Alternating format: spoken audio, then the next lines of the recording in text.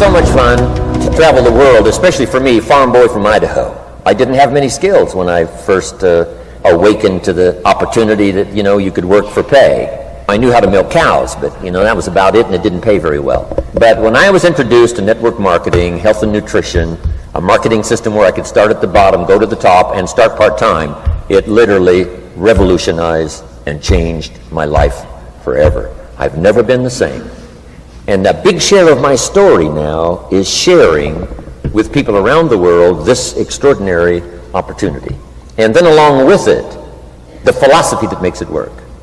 Because you can have every technique in the world and the best product in the world, and you can have the finest support system in the world, but unless you have the philosophy that drives you to do the necessary things to make it work, then nothing works. So I like to talk about all the things that made it work for me and see if that might not be valuable for someone else. So I want you to take some good notes. If you're ready to take notes, say, I'm ready. Ready. I like this crowd already. Treat me well, I might take you with me as my traveling audience. Now, here's the next key on being prepared for the next century, and that is your personal philosophy. At age 25, the things that so dramatically changed my life was, number one, the discovery of a unique product that I could believe in. My mother taught nutrition, and she taught good health, so I was the beneficiary of that. It came from my grandmother, my grandfather, passed it on to my mother. She taught it, passed it on to me. My father never had a major illness, lived to be 93. My mother extended her life, according to the doctor, at least 20 years.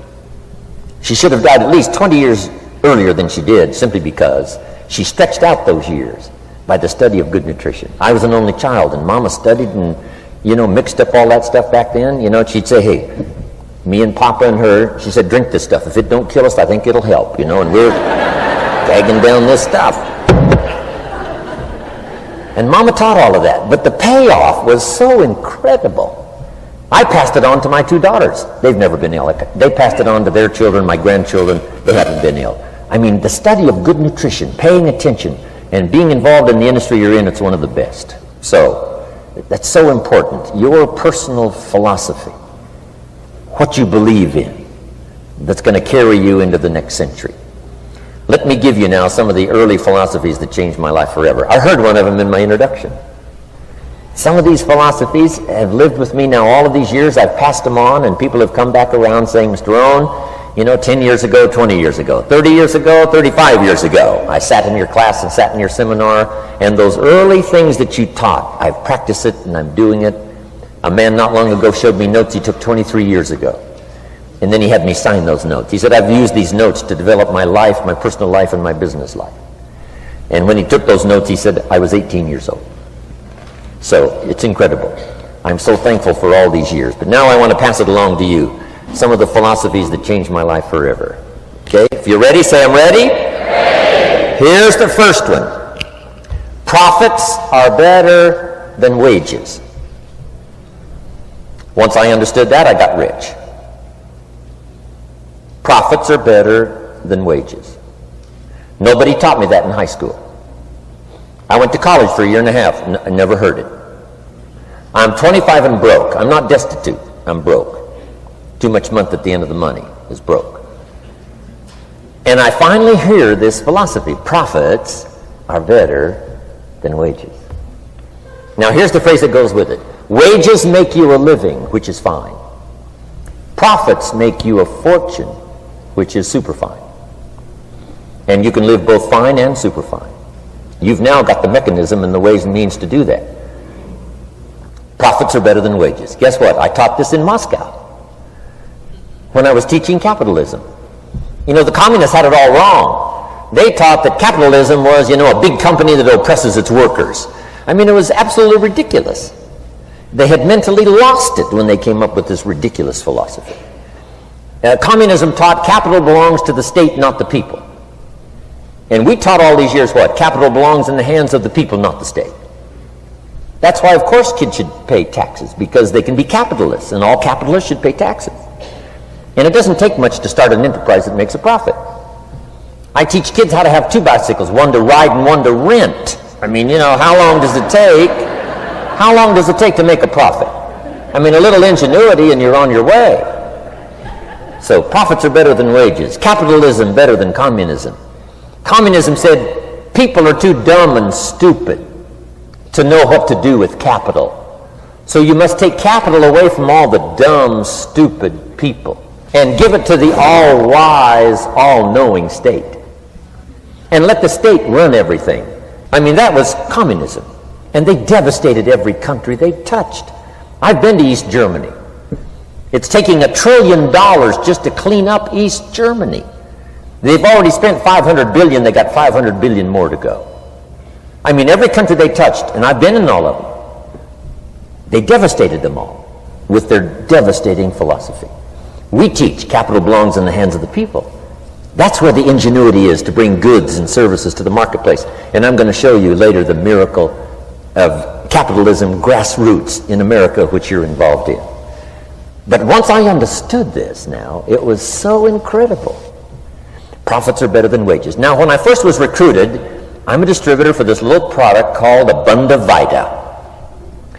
And here's what my mentor said, Mr. Shelf. He said, Mr. Rohn, you can start this miracle working business part-time. You don't have to go full-time, you can start part-time. And he said, if you'll devote, to start with, let's say 10, 12, 15 hours a week, where you'll start making a profit, here's what you can now say. I'm working full-time on my job and part-time on my fortune. Because profits lead to fortune. I got so excited about that philosophy. I'm working full-time on my job, but now I'm working part-time on my fortune. I found a way not only to make a living, you won't believe this, I found a way to make a fortune. Can you imagine what that's like then to get up in the morning? To go to work on your fortune? Not to go to work to pay the rent, which is okay, but a chance to go to work to make a fortune? And I said, right now I'm working part-time on my fortune and full-time on my job, but it won't be long until I'll be working full-time on my fortune. Can you imagine what life is going to be like? Now, here was my first goal when I started, and that was part-time. I wanted to equal on my profits part-time what I was earning on my full-time job. This is called the magic of part-time. It is so thrilling for people to start working the business part-time, because now you can work on profits, and it doesn't take very long. If you'll really concentrate on those 10, 12, 15 hours a week, it won't be long if you really do it right and learn some of the skills I'm going to talk about. It won't be long until you can be earning as much part-time working on your fortune as you are full-time working on your job. I did that in less than 6 months. Now I've got an incredible invitation. I found a way part-time to work on my fortune, and I'm making as much money at that as I am on my full-time job. Would you like to hear my story? It was incredible. Now here was my second goal, to make twice as much money part-time working on my fortune as I was working full-time on my job. And I reached that in less than a year. Making twice as much money part-time working on my fortune as I was full-time working on my job. Now I've got an incredible invitation that won't quit. I found a way, through a unique opportunity, to work part-time on my fortune, and I'm now earning twice as much money as I am working full-time on my job. Would you like to hear my story? Do you imagine anybody would say, no, I don't care to hear your story? No. Everybody I said that to said, wow, yes, what are you doing? I said, I'm glad you asked. Let me tell you. Now, when I started making twice as much money part-time as full-time, here's my dilemma. I didn't want to go full-time. And why not go full-time? And the reason was because I didn't want to give up my electrifying story. Right? It was so powerful, nobody could resist the invitation to at least take a look. I didn't want to give it up, and I hung on for I don't know how long until it was, almost insane. And then finally, reluctantly, I gave up my full-time job. But now,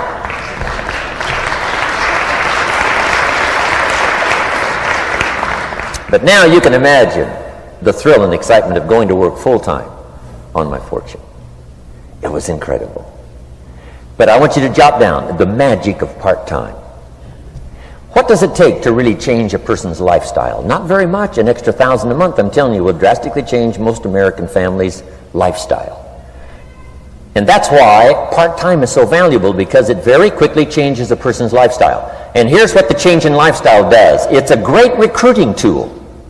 One of the greatest recruiting attractions is the money you make part-time. Somebody said, "You've been on 3 vacations this year?" Says, "Yes, I got this little part-time thing going." Says, "What's that?" "You bought 2 new cars, one for you and one for her. How did you do that?" Said, "I got this little part-time thing going." Your kids have got all these new clothes? Yes. All this stuff is happening. What is it? An extra $1,000 a month. See, $1,000 a month full-time, nobody wants to hear your story. $1,000 a month part-time that starts to change your lifestyle, everybody wants to hear your story. So the key is part-time. The magic and the attraction of part-time gives you a classic invitation for somebody to listen to what you're doing that's changing your life. And it's not just necessarily the money that changes your life. It's what you do with the money. It's the change of lifestyle. So part-time helps to change lifestyle, which gives you a classic invitation to look at what you're doing. That's how I started in network marketing, age 25. Wow, these philosophies changed my life. I wish I would have learned them in high school.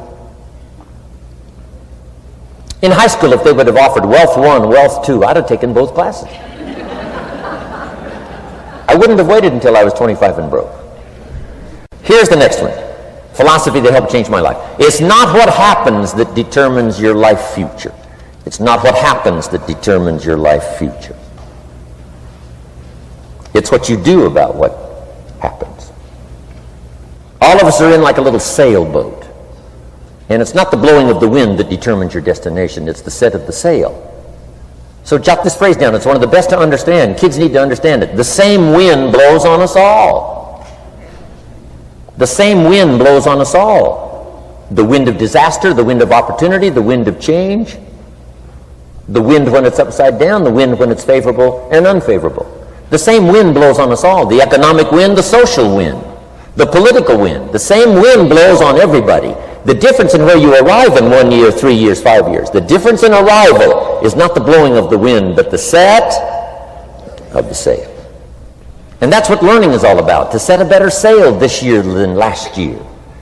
To set a better sail. The first 6 years of my economic life, I wound up broke. Second 6 years, I wound up rich. You say, well, the Democrats must have finally gotten power. No.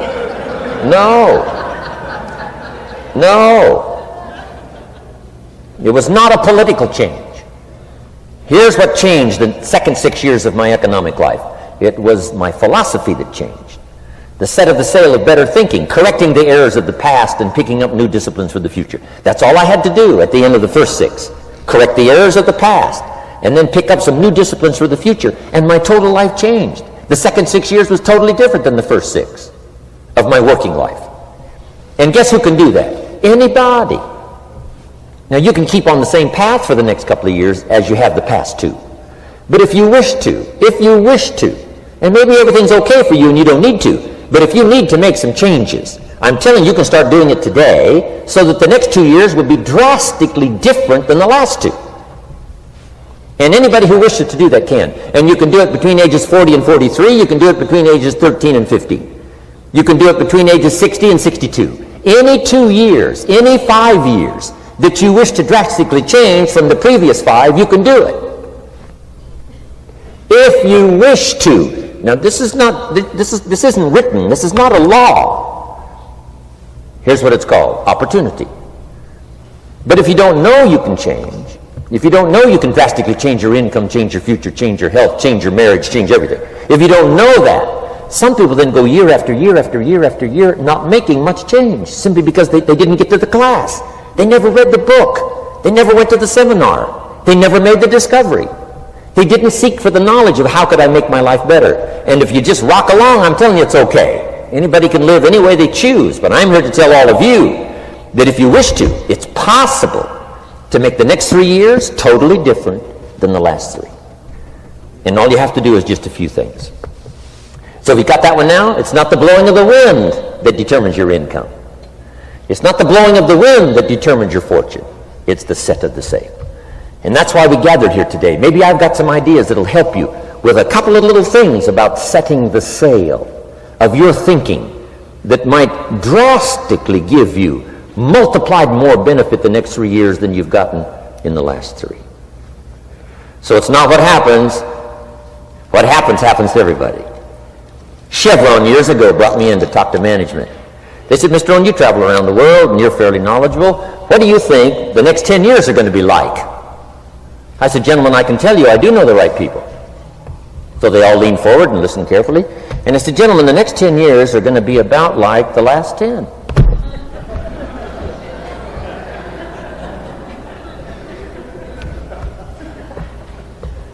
The next season after fall is, well, I promise you that's not going to change.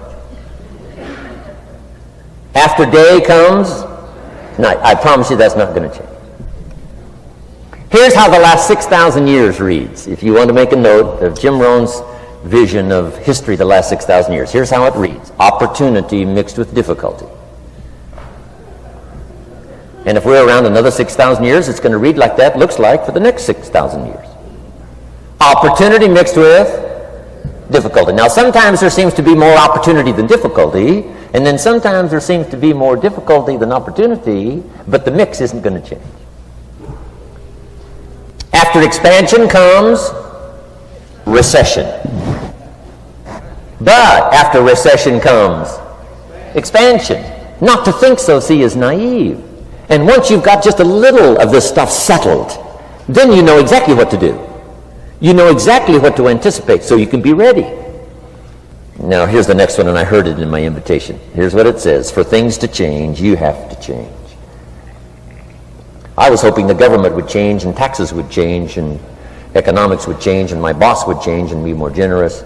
I wished for everything to change, and my teacher said, no, Mr. Rohn, for things to change for you, you have to change.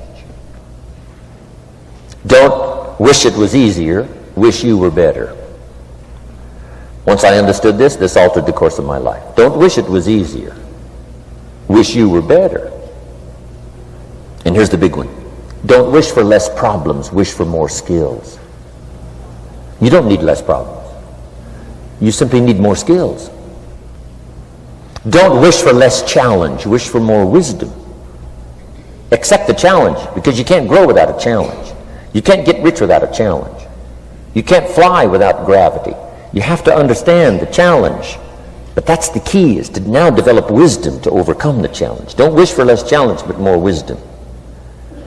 And then here's one more philosophy that helped change my life forever. You can do the most remarkable things no matter what happens. Humans can do the most remarkable things no matter what happens. Philosophies that changed my life. Here's one of the big philosophies I learned in network marketing. It's called the law of averages. If you do something often enough, a ratio will appear. Key phrase, if you do something often enough, a ratio will appear. It's amazing. It's uncanny. In baseball, we call it batting average. If you talk to 10 people, one says yes. Now the ratio has begun. 1 out of 10. Talk to 10, get 1. Here's something interesting about the law of averages. Once it starts, it tends to continue. This is colossal information. Once a ratio starts, it tends to continue. If you talk to 10 and get 1, sure enough, chances are excellent if you talk to 10 more, you'll get another one. Talk to 10 more, you'll get another one. Now you can compete. If you can only get 1 out of 10, you can compete, even with somebody that can get 9 out of 10. If you've been here a long time, you can get 9 out of 10. I just joined, I can only get 1 out of 10. If we have a 30-day contest, I will beat you. So how could you beat me? Here's why. During that 30 days, you talk to 10 and get 9. I talk to 100 and get 10. I beat you. Isn't that clever? This is clever stuff. And I do it for two reasons. I sincerely wish to win. But I do it for another very sincere reason. I wish for you to lose. And that's noble on my part. Here's why it's noble. You learn more by losing than you do by winning. So I wish to give you that experience. Now here's how I do it once I understand the law of averages. When I'm new, I make up in numbers what I lack in skill. I make up in numbers what I lack in skill. Now who can do that? Anybody that's ambitious. Anybody with a little ingenuity. Anybody. Doesn't matter. Now here's one more. The law of averages can be increased. You get 1 out of 10, talk to 10, get another one. Talk to 10, get another one. The fourth time you talk to 10, you get 2. Why would the fourth time you talk to 10, you get 2 instead of 1? You're getting better. You're getting better. And who can get better? Anybody.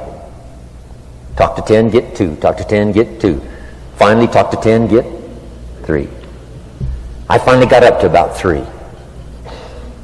Now, it takes more than a genius to go past like 3 or 4. But 3 will do. If you bat 300 in baseball, they pay you $4 million a year, which means you're out 7 times out of 10. 7 times out of 10, out. Make $4 million a year. Are you ready for that? So, this works so well now in your business. Just jot the phrase down. You don't have to bat 1,000. You don't have to bat 1,000 to make big money. 1 out of 10 is fine. 2 out of 10 is terrific. 3 out of 10 is fabulous. Some particular incredible genius might get 4 out of 10. But 3 out of 10 is sufficient to make you rich beyond your wildest imagination. This is how I went after my friends, neighbors, and relatives when I first started recruiting. I said, look, I've got a new business, and I'm getting about 3 out of 10 to join. And I don't mind you. Just come to the meeting and be one of the 7.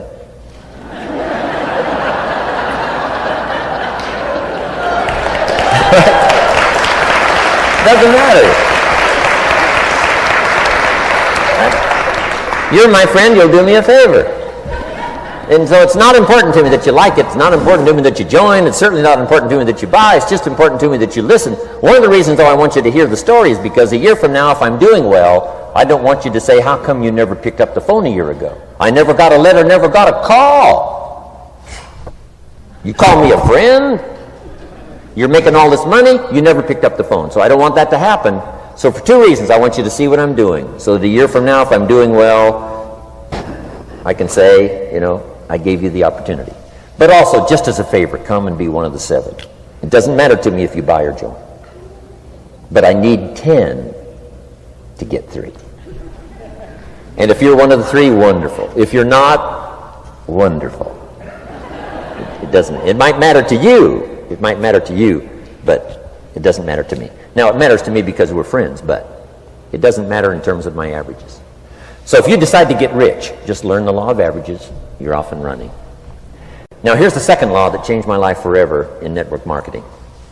I learned the law of sowing and reaping. And in the law of sowing and reaping is also the story of the law of averages. Jot this down. The story of the sower comes from the Bible. I'm an amateur on the Bible, but this is such a useful story. Here's what the story says. And take the notes because the drama's in the details. The sower was ambitious. Evidently, he was ambitious. When you read the whole story, you'll conclude, yes, this was an ambitious sower. Here was number 2. He had excellent seed. The sower who sowed the seed had excellent seed. And the excellent seed can be an excellent opportunity, an excellent product, an excellent story. So we've got an ambitious sower with excellent seed. But now here's the rest of the details of the story. For your information, for the drama of your life, so you can understand things better. Learning some of this is how I got rich by age 31. Okay. Number 1, it says the sower goes out to sow the seed, but the first part of the seed falls by the wayside and the birds get it. So jot this down. The birds are going to get some of the seed. The birds are going to get some of the seed. Now you say, well, Mr. Rohn, what does that mean? Well, I invite John to come to a meeting. He said he'd be there Tuesday night. Tuesday night I show up, John isn't there. I say, John, I wonder why John didn't make it. Now I know the answer. The birds. The birds. John had this great idea of coming to the meeting to look at an opportunity, and somebody stole it and said, you're not going to go see network marketing. And he says, well, maybe not. So have you jotted that down now? The birds are going to get some.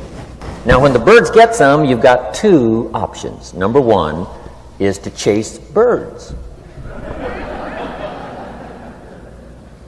And say, well, let me get a hold of the person that talked him out of coming to the meeting. I'll tear him a new page.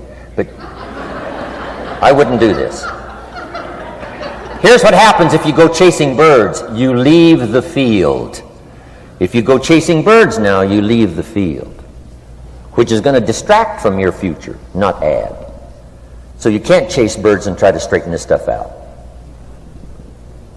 Here's what it is. It's just one of those things. And here's the best comment when things are a little disappointing. Isn't that interesting? You just have to say, I thought sure he would be there. He promised me. He promised me. But I know it was the birds. And you just have to say, isn't that interesting? Now, here's the rest of the story. It says, the sower kept on sowing. See, that was the secret to his success. He kept on sowing. And if you keep sowing, you can sow more than the birds can get because there aren't enough birds. If you keep sowing, there are some birds, but there's not enough. Because the law of averages will work for you. My mentor taught me, he said, you know, Mr. Rohn, there's only 9 or 10 real nasty, miserable people in the whole world. Now he says they move around a lot, you know, and you're liable to... You'll bump into one once in a while. But when you bump into one, you say, there's only 9 more like you. I can handle that in the whole world. Okay.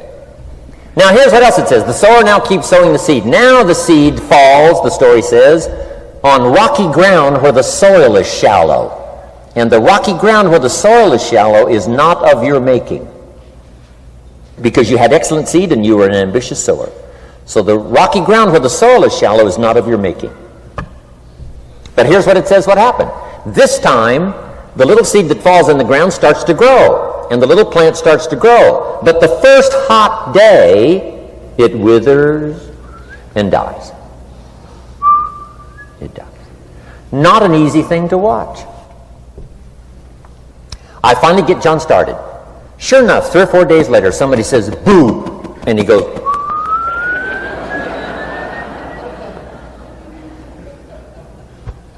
he's gone. Doesn't show up at the second meeting. And I say, I thought sure John would last a week. What happened? Jot this down. The hot weather is going to get some. And this is not of your making. Here's what you must say when that happens. Isn't that interesting? Wow.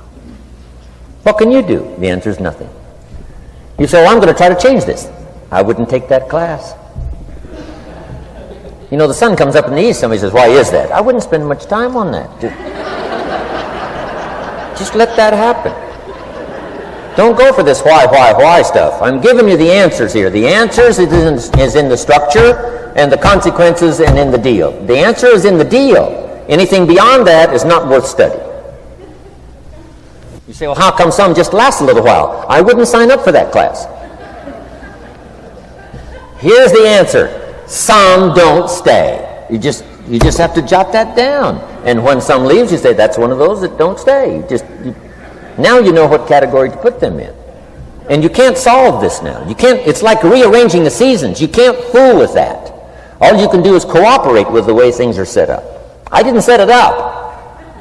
You say, well, it shouldn't be this way. Well, when you get your own planet, you can rearrange this whole deal.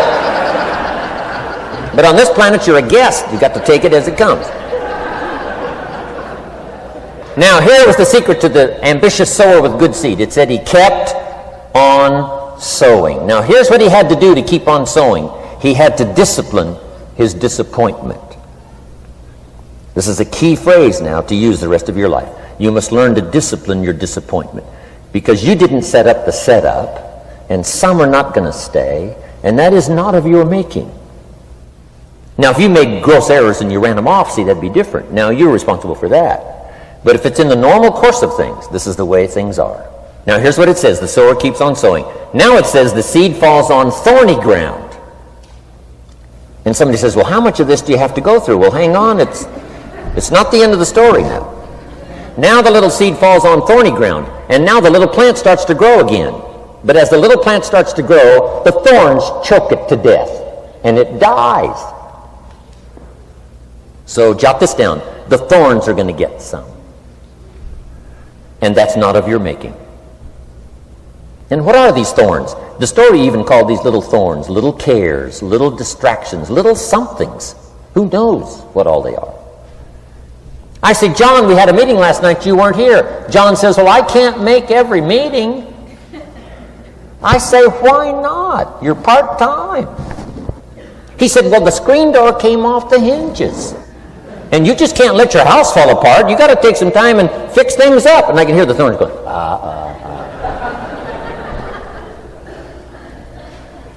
He says some extra trash had piled up in the garage. You can't let mountains of trash take over. You got to keep your trash hauled out. People who let little things cheat them out of big opportunities. People who let little things cheat them out of big opportunities. And you feel almost helpless. What could I do about that? And that's nothing. And you say, well, why is this? I'm asking you not to sign up for that class. Don't sign up for these why is this class. It's just the way it is. Like winter following fall and spring following winter. So if you got that, the thorns are going to get some. But now here's the good news. Let's read the rest of the story now quickly. The sower now what? Keeps on sowing the seed. Keeps on sharing the story. Keeps on giving an invitation.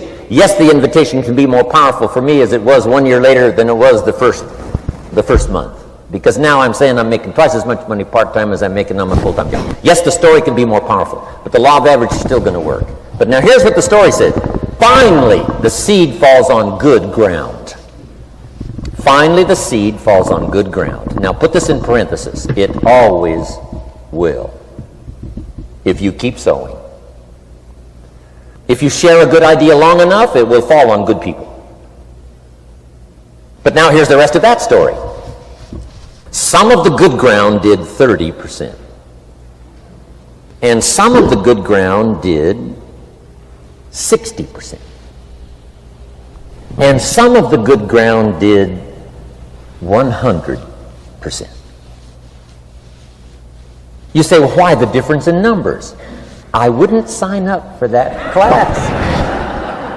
Come on.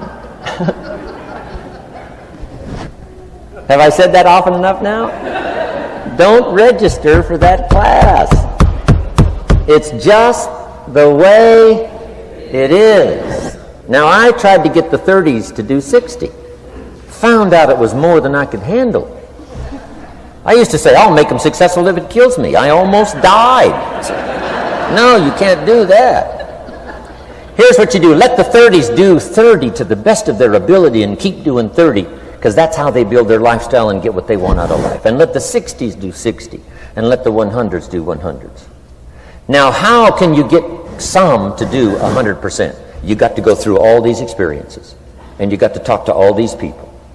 Let me quickly give you now a list of the skills that changed my life forever. Developing a new philosophy that I could do it in my network marketing experience now led me to developing new skills. Right, I knew how to milk cows, but it didn't pay well. Here's the first skill I learned to change my life. Getting a customer. Making a sale. And of course, sales for you is easy, right, because it's not technical.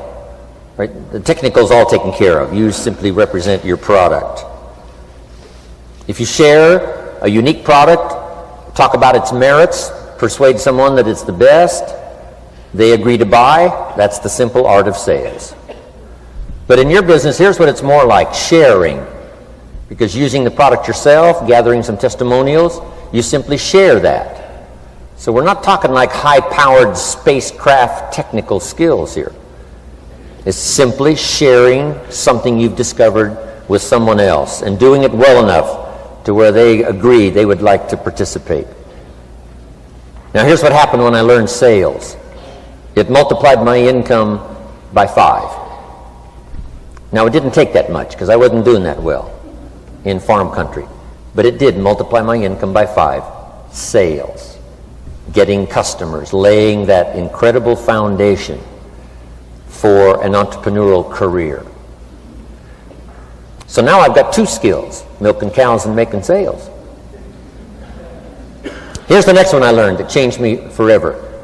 And that's recruiting. Introducing the business opportunity to new people. Learning how to give a good invitation. Learning how to give 2 kinds of presentation, formal and informal. And the third part of recruiting, of course, is following up. Once you start a new life, now you got to take care of it, like a new mother would take care of her baby. You don't start a new life and abandon it. You start a new life and nourish it like a mother and protect it like a father. You got to be both mother and father to a new person. Nourishment, ideas like a mother. Protection, help defend your new life against the encroachment of outside voices that would try to talk them out of it. So you got to be mother and father in this art of recruiting. We call it being a sponsor. And being a sponsor is like being a bridge, helping somebody from darkness to light, from skeptic to faith, from not knowing to knowing, from no confidence in themselves to starting to gain confidence. You're the bridge that helps people from the shadows to the sunlight. It's one of the most exciting positions to occupy in all of network marketing industry, is the bridge, helping people crossing the bridge, out from discouragement into recognition. Being this bridge, that's what the recruiting magic is all about. You've got the answers. They've been looking for the answers. You've got the answers. And you help them cross this bridge. You see something in them before they can see it in themselves.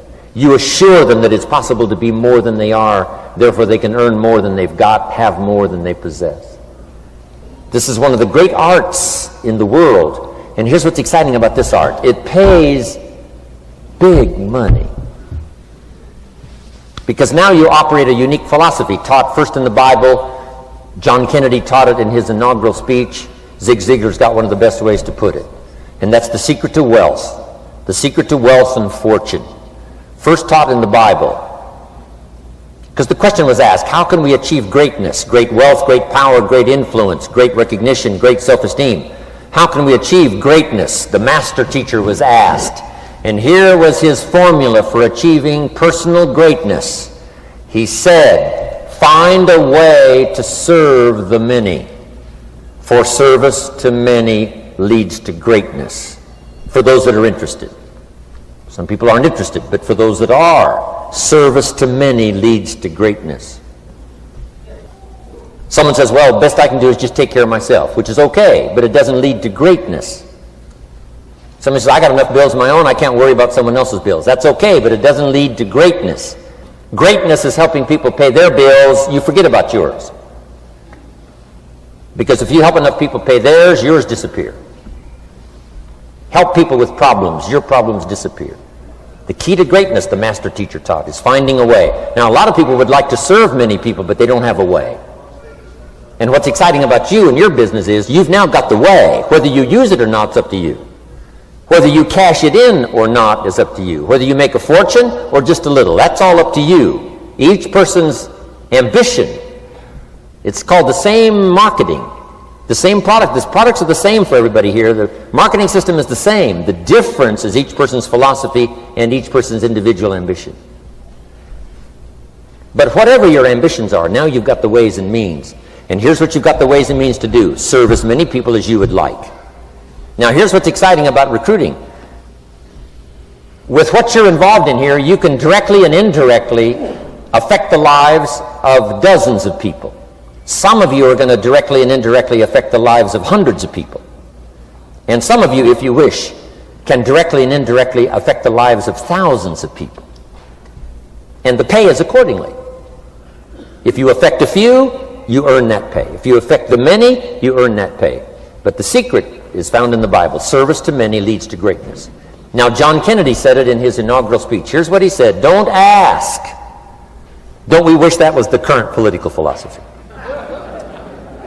Where is John Kennedy and his philosophy? John Kennedy said, don't ask. That's important if you understand philosophy. He said, don't ask what the people can do for you. Don't ask what the country can do for you. Don't ask what the government can do for you. That's not how you get rich. That's not how you have high self-esteem. That's not how you get trophies to put on the mantle above the fireplace, asking what the people can do for you. Don't ask, he said, what the people can do for you, but ask, what could I do for my country? And the country means the people. What could I do for the people? I want trophies. I want recognition. I want high self-esteem. I would even like a chance to make a fortune. John Kennedy says it's easy. Don't ask what the people can do for you, but ask, what could I do for the people? Could I directly and indirectly serve many in my country? And now that you are participating in this program, the answer is yes. Now, Zig probably said it best. Zig's got some great stuff. Zig and I have been good friends for a lot of years. Zig says money isn't everything, but it ranks right up there with oxygen. Yeah, Zig, you're right. Zig says, my dentist told me, Zig, only floss the teeth you want to keep. You know, forget the rest. But here, Zig is famous for this now. This is one of Zig's philosophies, and it goes right along with the other two, the Bible and John Kennedy. Here's what Zig says: if you help enough people get what they want, you can have everything you want. If you help enough people get what they want, you can have everything you want. Now, wanting everything you want, we call that self-interest. But it's okay to have self-interest if you do it in a positive way. By helping enough people get what they want, you can have everything you want. Now, you can accomplish all that by learning this next skill called recruiting. And I learned it, and it made me fortunes. So now I've got 3 skills: milking cows, making sales, and recruiting. Here's the next skill I learned that paid big money: organizing. Once you got a few, get them to work together, see, and that's magic. Getting people to work together is magic.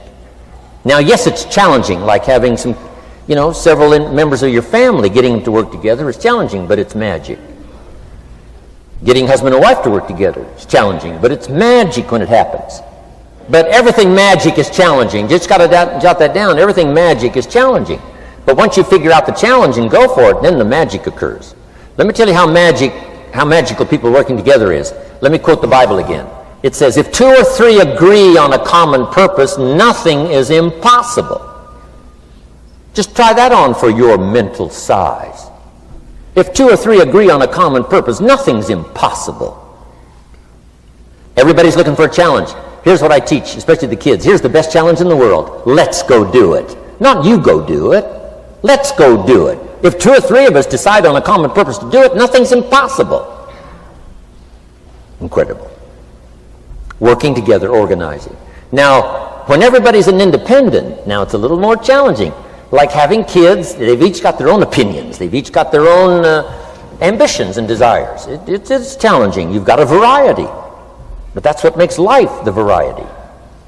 And it is, in your business, it is challenging, getting people to work together. It's like herding cats.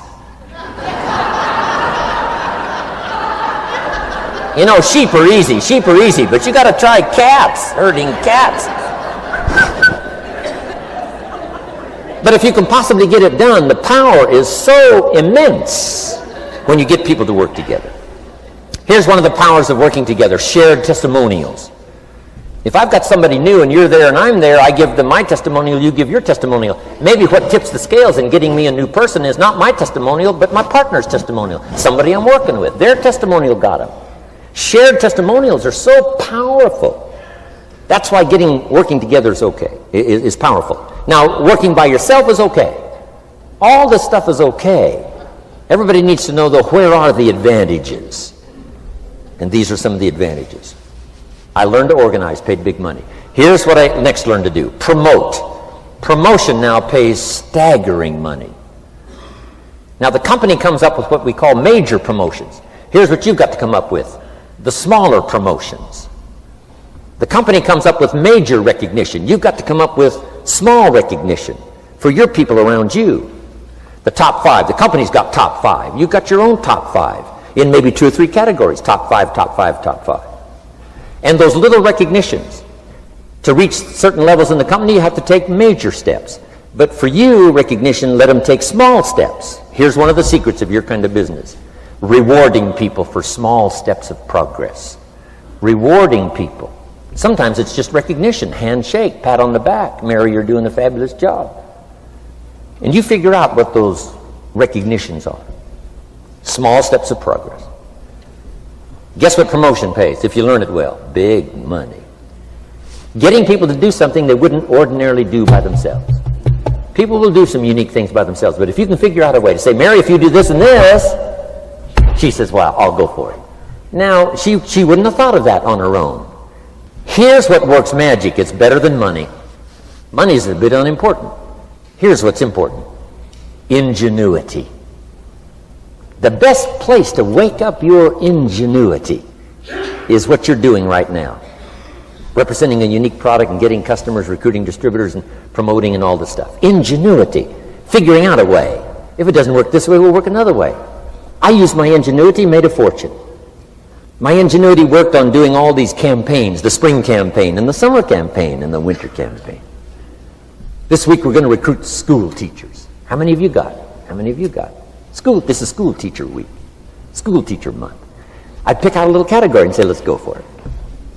And it doesn't matter what it is. Just dream up something so that somebody's got a little more objective to go for than just their own. Key phrase: we all need to belong to something bigger than ourselves. Because we furnish inspiration for what's bigger, and the bigger furnishes inspiration for us. I learned promotion and it paid big money. Here's next I learned: communication. How to conduct a meeting. I learned identification, logic and reason, attack and confess, solution. Simple deals on communication. Wasn't easy for me at first. I stood up to give my first presentation, my mind sat back down. Right? Y'all been through that? Opened my mouth, nothing came out for a while. But here's what I did. I did it again. Just jot that phrase down. I did it again. That's the secret to how I got here. 35, 40 years later, it's how I got here. I did it once, it was uncomfortable.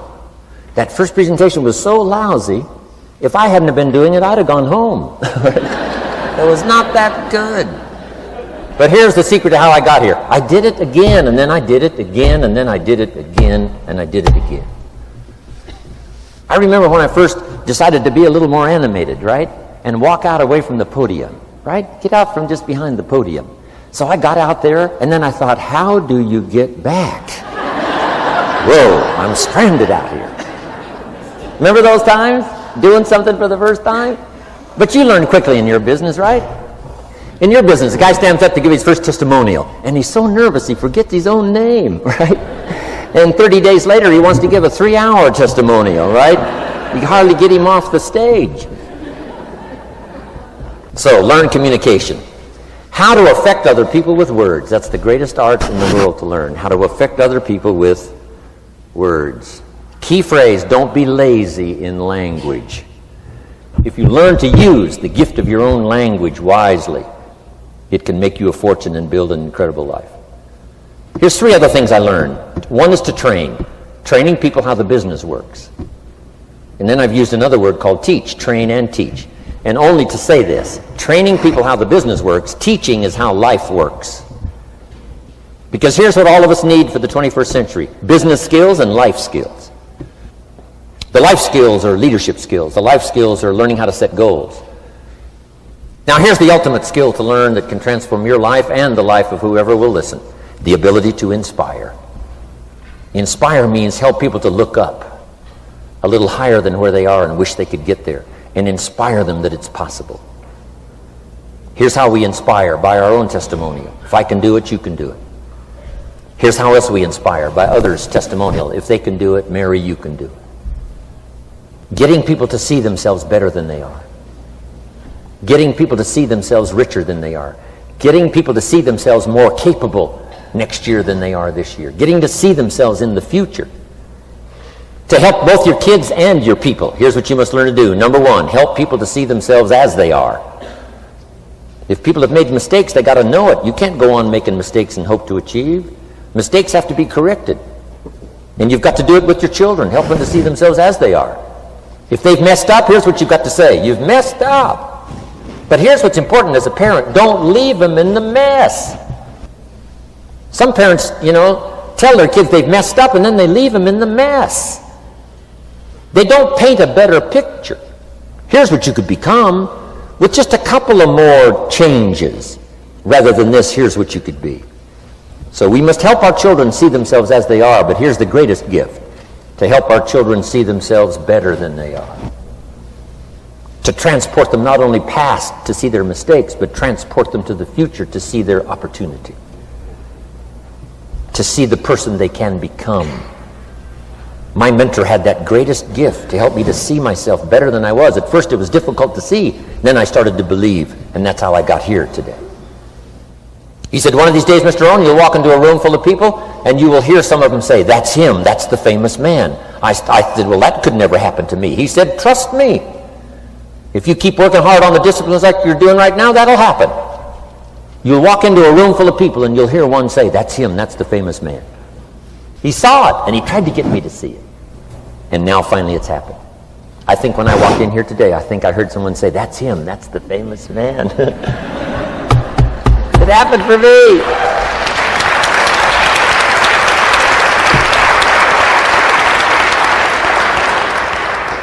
And if it can happen for me, it can happen for you. Just master these skills to inspire. Here's what else I learned, the skills of building an organization. Learn to work with the people who deserve it, not the people who need it. You must be like life itself. Respond to deserve, not to need. It doesn't say if you need, you will have a harvest. It doesn't say if you need a harvest, you'll have a harvest. It's not what it says. It says if you plant, chances are good you'll have a harvest. If you plant, you will reap. Not if you need, you will reap. So we must be like life itself. Respond to the people who deserve it by planting, by taking the first step. Even God himself says, if you move toward me, I'll move toward you. That's the condition. You move toward me, I'll move toward you, says the Almighty. Now he could also say, you don't move, I don't move. You say, well, that's arbitrary. Well, when you're God, you can set it up that way. Now, learn to work with the people who deserve it, not the people who need it. Now, here's what's the next step. Teach people how to deserve your time. Teach people how to deserve your attention. Teach people how to deserve a phone call. Say, Mary, you just take this one step and I take 2 steps. You take 2 steps, I take 5 steps. You don't step, I don't step. But this isn't hard now. You step, I step. You respond, I respond. You try, I try. You make a call, I back you up. Right? Learn to teach people how to deserve your time and your attention. Next, I learned to work by group more than individual. Here's why. 80% of the people do 20% of the business. So 20% of the people you can work with individual, 80% you have to work with by group. But group is very powerful, less confrontational. Then here's what's important for all of you to learn as a sponsor, helping other people. You can help 1,000, but you can't carry 3 on your back. You can help 1,000, but you can't carry 3 on your back. And I'm sure all of you have already gotten that experience, even though you've been here a short time. Some people will try to get on your back. That's where we got that expression, get off. That's where we got that. A guy discovered somebody on his back and said, what? I can't carry you, get. Now, if you're like some I see here, 6'4" and you weigh 300 pounds, you might carry one, and if you were really big enough, Kareem Abdul-Jabbar or something, you might carry 2, but you can't carry 3.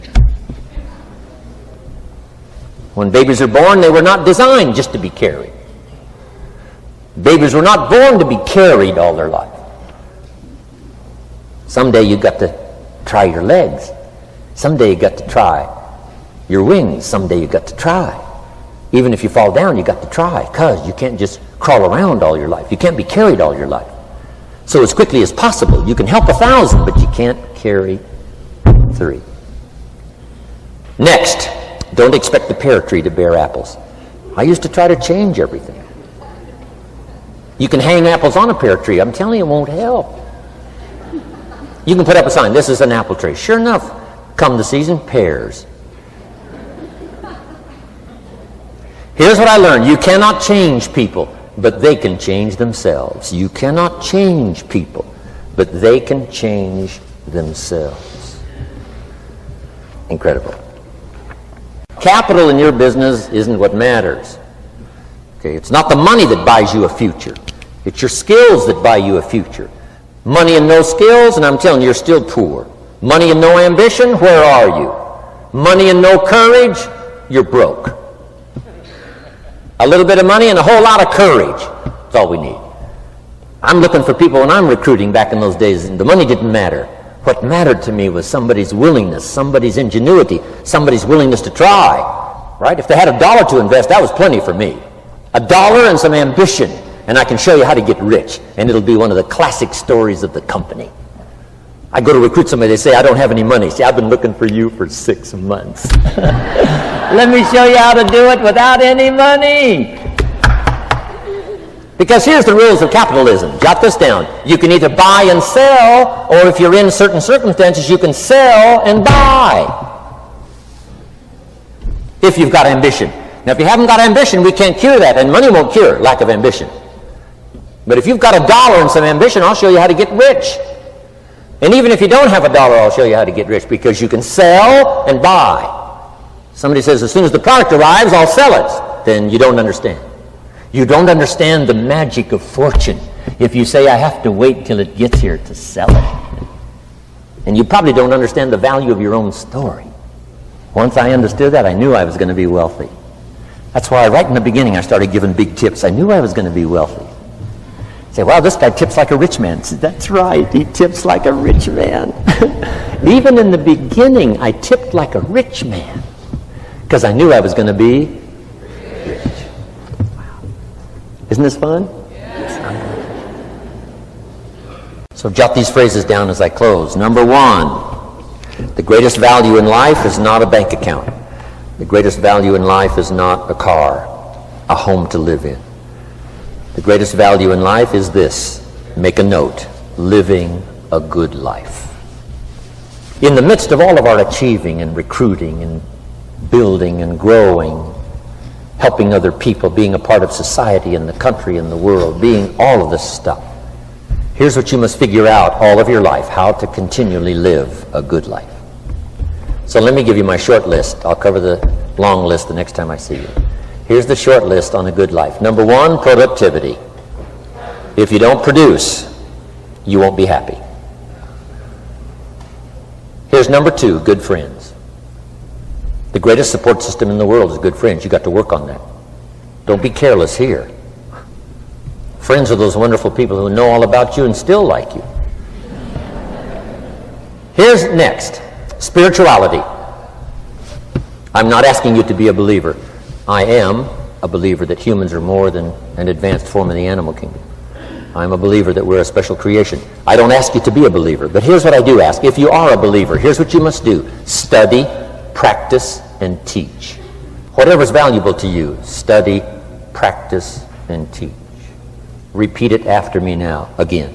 Study, practice, and teach. Here's why. It builds the foundation that builds the country, that builds the nation, that helps us to compete among the nations of the world in the 21st century. And this is one of those subjects, to study, practice, and teach. Next, my parents taught, don't miss anything. Don't miss the game. Don't miss the performance. Don't miss the show, the movie. Don't miss the words. We're all inspired by the words. Elton John says she lived her life like a candle in the wind, never knowing who to cling to when the rain set in. You can't miss those lyrics. You can't miss the music. You can't miss the songs that nourish the soul. You can't describe how brief and fragile life is much better than that. George Harrison, one of the Beatles, sings, "If not for you, the winter would hold no spring. Couldn't hear a robin sing. I just wouldn't have a clue if not for you." Wow. You got to remember the words that reflect the experience. Barbra Streisand sings, "It used to be so natural to talk about forever, but used-to-bes don't count anymore. They just lay on the floor till we sweep them away. You don't sing me love songs, you don't say you need me, and you don't bring me flowers anymore." Illustrative of all of our experiences. Winston Churchill said, "The truth is incontrovertible. Malice may attack it and ignorance may deride it, but in the end, there it is." You got to use that. Feast on someone else's comments. Because, see, you could stay up all night and not think of that.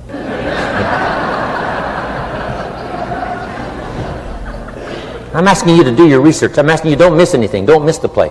When my father was 93, just before he died, if you would have called him at 10:30, 11 o'clock at night, he wouldn't be home. He's at the rodeo. And he's watching the kids play softball. He's at church. He's watching the concert somewhere. Every night. My parents taught me that. Don't miss anything.